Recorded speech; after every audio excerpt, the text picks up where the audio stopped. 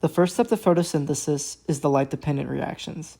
These reactions occur in the thylakoid of the chloroplast, specifically the thylakoid membranes, that are stacked into structures called the grana. These reactions need light energy, which is absorbed by pigments like chlorophyll found in the photosystems, which are complexes that convert light into chemical energy. Light strikes at photosystem 2, exciting the electrons that get passed along the electron transport chain. As electrons move through this chain, energy is used to pump hydrogen, which are essentially protons from the stroma, into the thylakoid space, creating a concentration gradient of protons. This gradient is derived by chemiosmosis, the movement of H+ ions across the thylakoid membrane through the ATP synthase.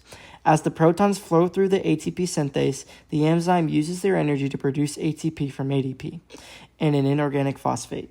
Meanwhile, electrons that reach the end of the transport chain form NADPH, another energy carrier. Both ATP and NADPH are then transferred to the Calvin cycle. The Calvin cycle. Taking place in the stroma, it doesn't need light directly. It uses ATP and NADPH to build carbohydrates from CO2. Cycle begins with carbon fixation, where CO2 from the atmosphere is attached to a 5-carbon compound called RUBP, forming a temporary 6-carbon molecule called a short-lived intermediate that quickly splits into 2 3-carbon molecules. Next is the carbon reduction, where ATP provides energy and NADPH donates high-energy electrons to convert these 3-carbon molecules into G3P.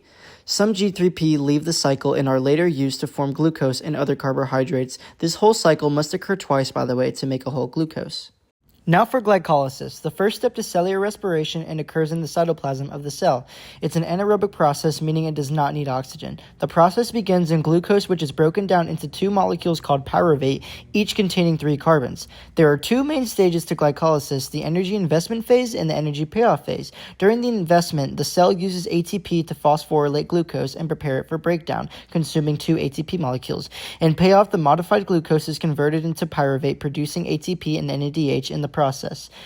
4 ATP molecules are made, but since 2 were used earlier, net gain is 2 ATP per glucose molecule. Additionally, 2 molecules of NADH are made. Next is pyruvate oxidation. Pyruvate from glycolysis enters the mitochondrial matrix. 1 carbon atom is removed and released as CO2. The remaining 2 carbon molecules oxidize and NAD+ is reduced to NADH. The 2 carbon fragment then combines with coenzyme A, CoA for short, to form acetyl-CoA, which will enter the citric acid cycle. FAD, FADH2, ATP, and oxaloacetate are not involved in this step but get used later.